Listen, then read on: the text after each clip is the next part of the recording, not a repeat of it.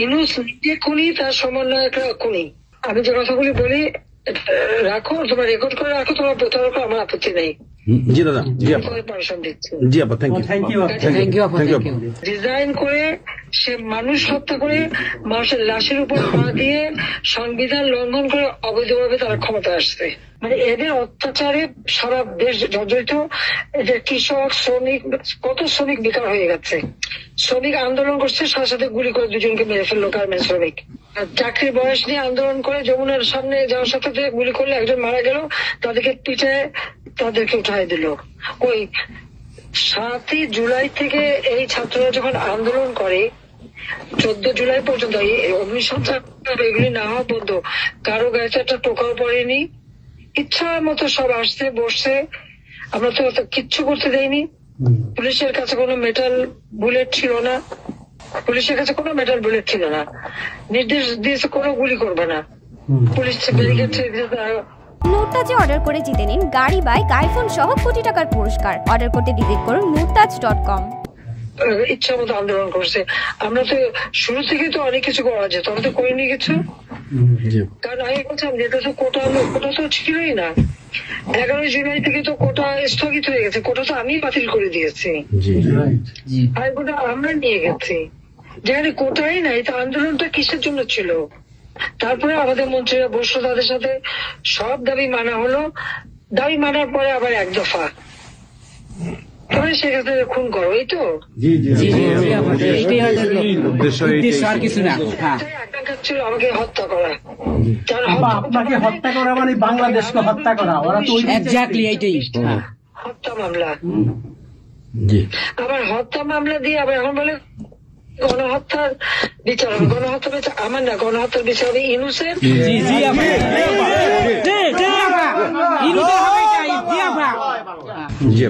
এই সমস্ত খুনের দায় দায়িত্ব ইউনূসকেই নিতে হবে, আর তার সমন্বয়করা। সে যে হত্যার সঙ্গে জড়িত প্রমাণ পাওয়াই যায়। সে যত জঙ্গিদেরকে ছেড়ে দিল, হলি আর্টিস্টদের মতো ঘটনা ঘটলো, তাকে 21 আগস্ট গ্রেনেড হামলায় আসামি তাকে এবং অন্য যত জঙ্গি ছিল সবাইকে সে মুক্তি দিয়ে দিয়েছে। কারণ এই জঙ্গিদের সাথে তার একটা যুক্ত ছিল, তার একটা সংযোগ ছিল।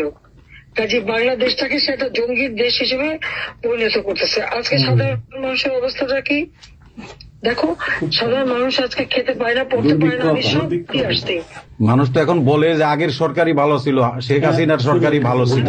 জি আপা, এখন বলেন। 97,000 কোটি টাকার বাজেট, কয়লা কেনা, এলএনজি কেনা, ডিজেল পেট্রোল কেনা, খাবার সবকিছু ব্যবস্থা করা, সারের জন্য সার কেনার সব ব্যবস্থা করে আসছে। যে এলএনজি আমার সময় যখন বাজারে 10 টাকা, আমরা সেটা 9.93 দামে কিনলাম। সেই 9 টাকা 9 পয়েন্টের যেটা কিনা সে 14 তোমার 5 একটা, আর 14.65 এই দামে কিনলো। ডাবল দামে সে কিনতে গেল কিসের জন্য? এখন তো বাজারের দাম আরো কমছে। শেয়ার মার্কেটের টাকা উধাও, ব্যাংকে টাকা নাই, ব্যাংকের টাকা উধাও, গেল কোথায়? আমেরিকা। 20 লক্ষ মেট্রিক টন খাদ্য আমি রেখে আসছি। 1 কোটি পরিবারের জন্য টিসিবির কার্ড দিছি, মাত্র 30 টাকা কেজিতে তারা চাল কিনতে পারবে এবং ডাল, তেল, গম কিনতে পারবে। সেই ব্যবস্থা করে আসতে হবে সস্তায়। 43 লক্ষ মানুষকে বাদ দিছে সেখান থেকে। কেন বাঁধলো? আওয়ামী লীগের সরকার করছে। বাদ দিতে আওয়ামী লীগের। তার মানে তুমি আরেকটা চেষ্টা করো, 43 লক্ষ আওয়ামী লীগ পেল, তখন তো 1 কোটি ছিল, বাকি তো অন্য দলের। আওয়ামী লীগ তো দল দেখে নাই, আওয়ামী লীগ দেখছে যারাই আবেদন করছে তাদেরই দিয়েছে, সে যে দল মত নির্বিশেষে সবার জন্য। আওয়ামী লীগ মানুষের জন্য করে, এটা আওয়ামী লীগ সরকার করছে এর জন্য। আজকে ছাত্রদেরকে সেটা বিভ্রান্ত করছে। এখন সাধারণ ছাত্রছাত্রীরা যারা এই বিভ্রান্ত এই খুনিদের সাথে যুক্ত, আমি তাদেরকে বলবো তাদের রিজেন্ট আগেও আবেদন করেছিলাম যে আপনারা বুঝতে পারছেন না যে কি হচ্ছে, আপনাদের বাচ্চাদের আসতে দিন। তারা দিচ্ছে বাচ্চাদের আসতে। অনেকে তো আপনাদের হারালো, তখন যদি আমার কথাটা শুনতো তো হারাতে হতো না। তা আজকে তারা নিশ্চয় উপলব্ধি করতে পারছে। সেটা আমি বলবো যে এখন যারা এই সাধারণ ছাত্রছাত্রী দাবি যাদের সঙ্গে যুক্ত হয়েছিল তাদের প্রতি আমাদের কোনো ক্ষোভ নেই, কিচ্ছু নেই, বরং তারা লেখাপড়া করতে আমরা সেটা চাই। কিন্তু আমার কথাটা হচ্ছে আমাদের ছাত্রলীগ করাটা কি অপরাধ? আওয়ামী লীগের সন্তান হচ্ছে তার জন্য কি অপরাধ? তাদের পরীক্ষা দিতে দেবে না, ভাইবা দিতে দেবে না, ইউনিভার্সিটিতে যেতে দেবে না, স্কুলে যেতে দেবে না, কলেজে যেতে দেবে না। What is this? আর এই ছেলে পেলেদেরকে কিভাবে বেয়াদব বানিয়েছে? স্কুলের প্রিন্সিপাল, টিচার তাদেরকে তার জুতার মালা পরায়, গাছের সাথে বাঁধে, তাদেরকে দিয়ে রিজাইন করায়। লাঠির সোটা নিয়ে জীবন, আমি জানি পৃথিবীতে কোনো দেশে এই ঘটনা ঘটছে কিনা। চিফ জাস্টিস তার বাড়ি হামলা, চিফ জাস্টিসের হামলা। যাদের আত্মসম্মান বোধ আছে তারা থাকে না, উনি সাথে সাথে রিজাইন করে দিছে। কতজন মানে জজ তাদেরকে এজলাসে ঢুকতে দেবে না, তাদের রিজাইন করার জন্য চাপ দিছে। রিজাইন করে না থেকে তাদেরকে কোন কোর্ট দিতে না, তাদেরকে বাতিল করে দিয়েছে। ইলেকশন কমিশনকে বাতিল, আমাদের মানবাধিকার কমিশনকে বাতিল, আমাদের পাবলিক সার্ভিস কমিশন বাতিল। চাকরি দিতে পারছে না, চাকরি দিতে পারছে না। পাবলিক সার্ভিস কমিশন অচল করে দিয়েছে। এই ছেলেপেলেরা যাবে কোথায়?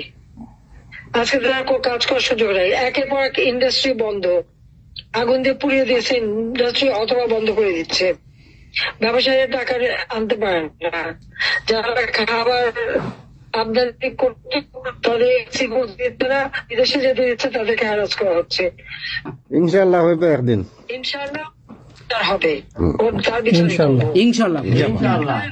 আপা 152 জন সমন্বয়কের মধ্যে ওর বিচার আমি করব। একজনকেও কিন্তু গুলি করা হয় নাই বা কেউ গুলিবিদ্ধ হয় নাই, গুলিবিদ্ধ হয়েছে সাধারণ জনতা। তার মানে ওরা মারছে এগুলোকে।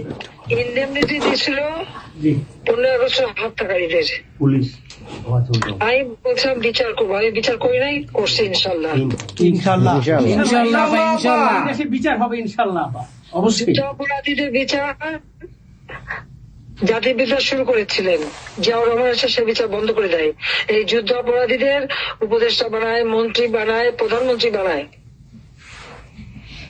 খালেদা জিয়া তাদেরকে মন্ত্রী বানায়, জি জি, এরশাদ তাদেরকে এমপি বানায়, আবার বানায় কি বলে রাজনীতি করার সুযোগ দেয়, রাষ্ট্রদূত করছে, রাষ্ট্রপতি পদে প্রার্থী করে।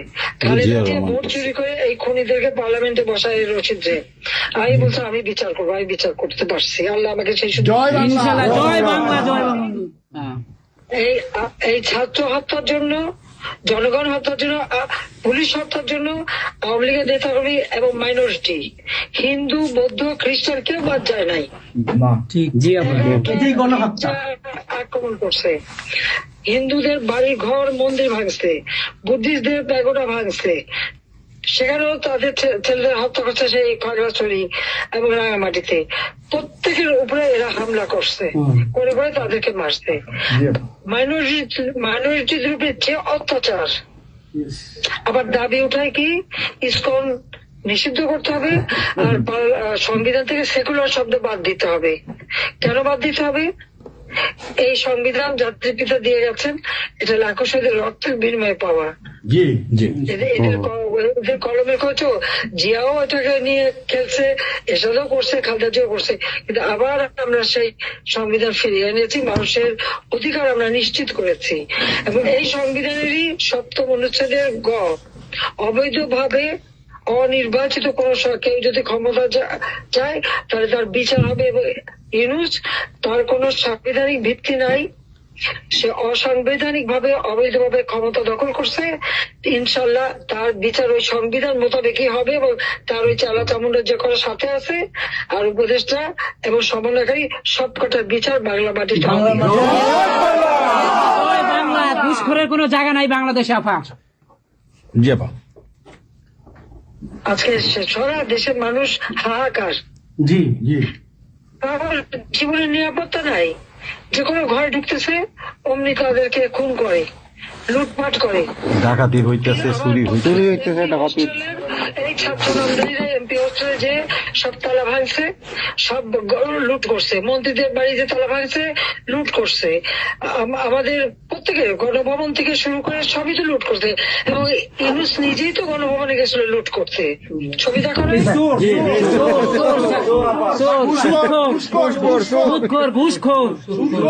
আপা আপনি গোপালগঞ্জে চলে আসেন, কোনো সমস্যা নাই, আমরা আছি আপনার সাথে। সবাই যাবো ইউরোপ আমেরিকা থেকে, সবাই আমরা গোপালগঞ্জ ইনশাল্লাহ স্বেচ্ছায় কারাবরণ করবো দরকার হয়।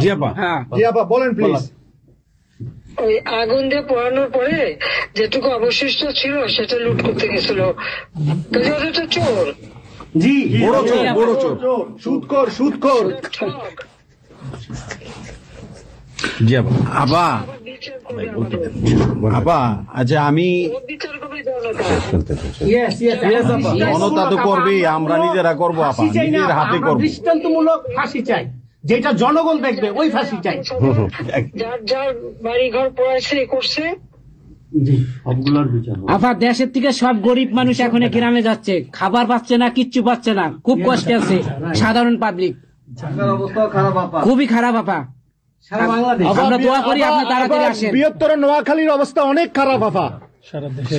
সারা বাংলাদেশের অবস্থা খারাপ। বানায় রাখছে ওরা আপা, সারা বাংলাদেশটাকে একটা বদ্ধ ভূমি বানায় রাখছে, যেখানে সেখানে হত্যা, মানে এমন কোন লোক নাই যারা এখন শান্তিতে আছে। সবাই একটা কথাই বলে যে আগেই ভালো ছিল, আগে সরকারি ভালো ছিল।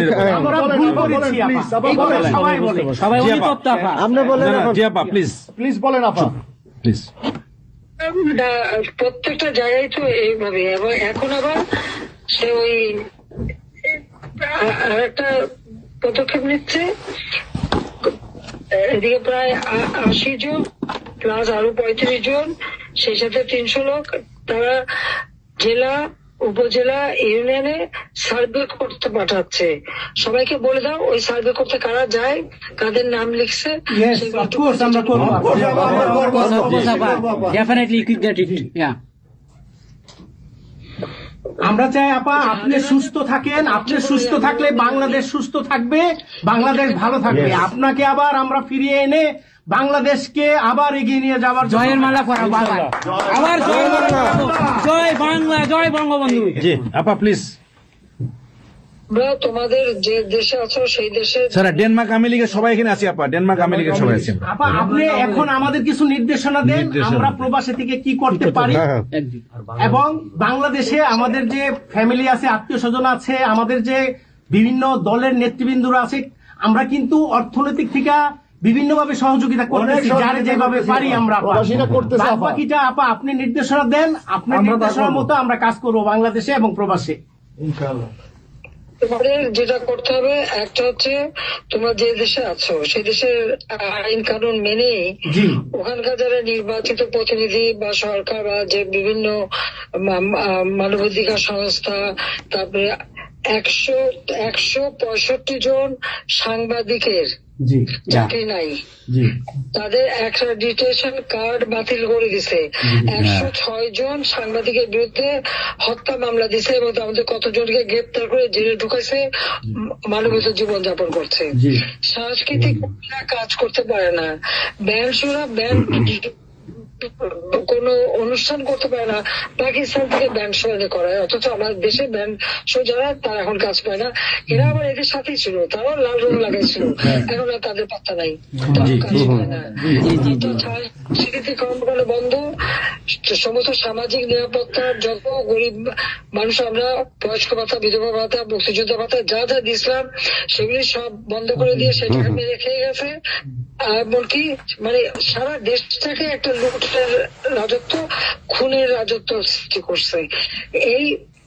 এই বিষয়টাই যে মানবাধিকার লঙ্ঘন, সাংবাদিকদের উপরে নির্যাতন, সাংবাদিকদের অত্যাচার করা, মহিলা সাংবাদিকদের যেভাবে অপমান করছে, এই বিষয়গুলি জনমত তোমাদের তৈরি করতে পারে আন্তর্জাতিক পর্যায়ে।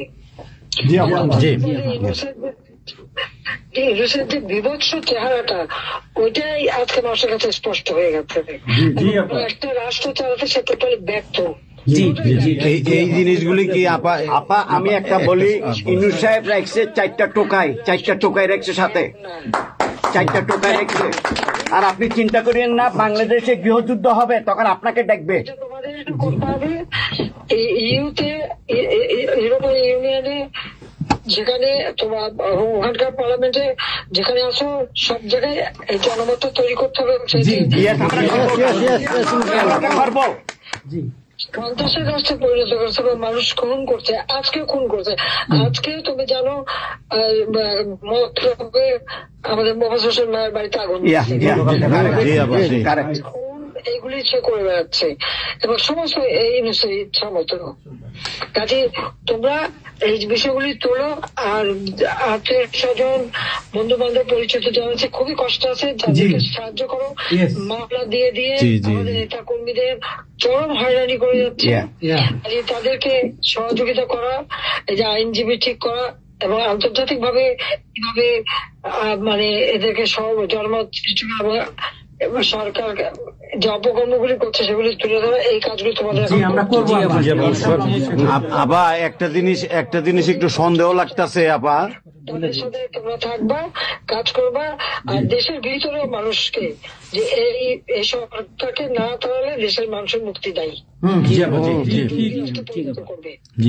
হ্যাঁ আপা, আমি একটু একটা কথা বলতে চাই। একটা জিনিস একটু সন্দেহ লাগতেছে যে পাকিস্তান থেকে যে শিপের মধ্যে কতগুলি কন্টেইনার আসলো, এইটা কেন এবং এত দ্রুত ওরা কিভাবে পাকিস্তানের সঙ্গে ব্যবসায়িক সম্পর্কটা গড়লো?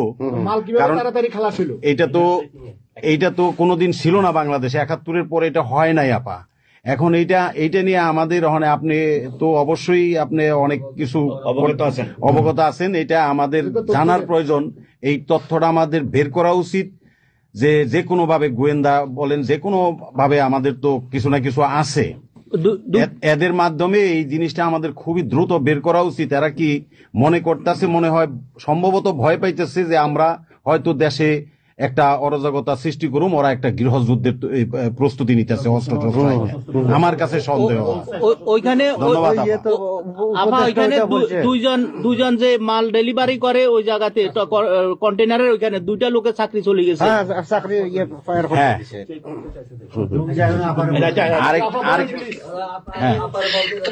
দেখতে চাই যে স্ক্যান করতে চেয়েছে, দেয় নাই।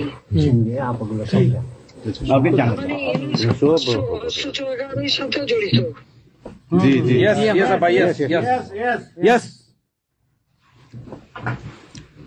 আপা এই দেশটাকে তো ওরা আবার সেই পাকিস্তানের পর্যায়ে নিয়ে গেছে, আমাদের এই দেশটাকে আবার উদ্ধার করতে হবে ইনশাল্লাহ। এজন্য আমাদের যা করতে হবে প্রবাসী এবং দেশে, আপা আমরা যারা বাহিরে আছি আপা, আমরা প্রয়োজনে দেশে গিয়ে আবার ওই মুক্তিযুদ্ধ আমরা দেখি নাই 71-এ, আমরা নতুন মুক্তিযুদ্ধে আমরা অংশ নিব আপা ইনশাল্লাহ। এই দেশকে উদ্ধার করতেই হবে আপা আমাদের। একটা শুনি। জি আপা বলেন। আপা আমরা শেষ করবেন। আমরা ডেনমার্ক আওয়ামী লীগের পক্ষ থেকে এই জায়গায় আমরা যারা আছি, আমাদের বয়োজ্যেষ্ঠ নেতৃবৃন্দ আছে। হ্যাঁ, ডেনমার্ক আওয়ামী লীগের বয়োজ্যেষ্ঠ নেতৃবৃন্দ আমরা এখানে উপস্থিত আছি। আমরা আজকে প্রতিবাদ সভা ডেনমার্ক আওয়ামী লীগের এই ইউনূস সরকারের যে এই যে অগণতান্ত্রিক কাজ, এই সন্ত্রাস ইউনূসের যে অগণতান্ত্রিক কাজ, তার বিরুদ্ধে আমরা মাফিয়ার বিরুদ্ধে আজকে প্রতিবাদ সভা হচ্ছে। সেই জায়গাতে আমাদের ডেনমার্ক আওয়ামী লীগের উপস্থিত আছে বাবু সুভাষ ঘোষ, আমাদের আপনি জেনে থাকবেন সবাই নামই, লিঙ্কন ভাই, লিঙ্কন মোল্লা, খোকন মজুমদার, আমাদের নঈম বাবু, আমাদের স্বামী দাস, আমাদের অবশ্যই মোহাম্মদ শহীদ, আমাদের মাহবুর রহমান, এখানে লিমন, তারপরে আমাদের সাব্বির, তারপরে উপস্থিত আছেন আমাদের শামীম খালাসি, বোরহানউদ্দিন, আমাদের মাসুদ চৌধুরী, স্বামী দাস, হিল্লোল বড়ুয়া, লিমন, অনেক নেতাকর্মী দাদা আপা, অনেক নেতাকর্মী উপস্থিত আছে। আমরা আপনার জন্য আজকে দোয়া করব, দুহাত তুলে আপনার দীর্ঘায়িত কামনা করছি। আগামীতে আপনাকে সুস্থ থাকতে হবে, আপনার মাধ্যমেই বাংলাদেশকে আমরা ঘুরে দাঁড়াবে। যেমনি ভাবে আমরা 1981 সালে আপনি সেই বাংলাদেশের হাল ধরেছিলেন, বাংলাদেশের মানুষের গণতন্ত্র, বাংলাদেশের মানুষের মুখে হাসি ফুটে নিয়ে আসছিলেন, আপনার মাধ্যমে আমরা ইনশাল্লাহ ওই দিনে আগামীতে ফিরে আনবো।